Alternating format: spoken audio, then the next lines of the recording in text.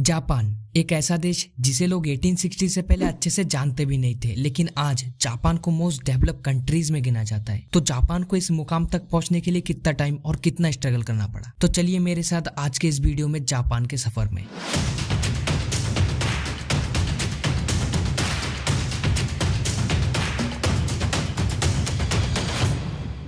दरअसल 1860 से पहले अधिकतर लोग जापान को एक एग्रीकल्चरल सोसाइटी के रूप में जानते थे, क्योंकि यहाँ ज्यादातर इलाकों में सिर्फ खेती ही की जाती थी। पर कहते हैं ना, जब सब कुछ सही चल रहा होता है तभी कुछ ऐसा होता है कि आप बिल्कुल शॉक हो जाते हो। ऐसा ही कुछ जापान के साथ भी हुआ, क्योंकि 6 अगस्त 1945 ये वो दिन था जब अमेरिका द्वारा जापान पर हिरोशिमा न्यूक्लियर बम गिराया गया, और इस अटैक में लगभग 14 से 15 लाख लोग मारे गए, और इस बॉम्ब के रेडियस में जितने भी लोग आए वो भाप बन के उड़ गए। जापान में एग्रीकल्चर ऑलमोस्ट खत्म ही हो गया था। फिर ऐसा नौबत आ गया कि जापान को सरेंडर करना पड़ा, और यही वो टाइम था जब जापान का रियल ग्रोथ स्टार्ट होने वाला था, क्योंकि वर्ल्ड वॉर 2 जिसे 1 सितंबर 1939 को लड़ा गया था, और इस वॉर के बाद जापान ने अपनी इकोनॉमी को फिर से रिबिल्ड करना शुरू कर दिया। और जापानीज गवर्नमेंट जिसने बहुत सारी पॉलिसीज लाई, उससे भी जापान की इकोनॉमी को एक बहुत ही अच्छा बूस्ट मिला। लेकिन 1950 ये वो ईयर था जब जापान का रियल ग्रोथ स्टार्ट हुआ। इस ईयर को जापान में द इकोनॉमिक मिरेकल भी कहते हैं, क्योंकि इस पीरियड में जापान में बहुत सारी इंडस्ट्रीज और कंपनीज आई, जैसे ऑटोमोबाइल्स, मैन्युफैक्चरिंग, इलेक्ट्रॉनिक्स, और ये सारी इंडस्ट्रीज आने से जापान को एक बहुत ही अच्छा इकोनॉमिक ग्रोथ मिला। और जापान के ग्रोथ के पीछे का एक important role technology and innovation भी रहा, क्योंकि पूरे वर्ल्ड में जापान को टेक्नोलॉजी एंड इनोवेशन के लिए ही जाना जाता है। और कुछ फेमस कंपनीज जैसे सोनी, पैनासोनिक, टोयोटा, ये सारी कंपनीज जापान की ही है, और इन सारी कंपनीज ने जापान की इकोनॉमी को बहुत ही ज्यादा सपोर्ट किया। और जापान में स्किल्ड वर्कर होने के कारण पूरे वर्ल्ड में इनका डिमांड बढ़ने लगा, जिस कारण जापान का एम्प्लॉयमेंट रेट भी बढ़ा, और जापान धीरे धीरे डेवलप कंट्रीज में गिना जाने लगा।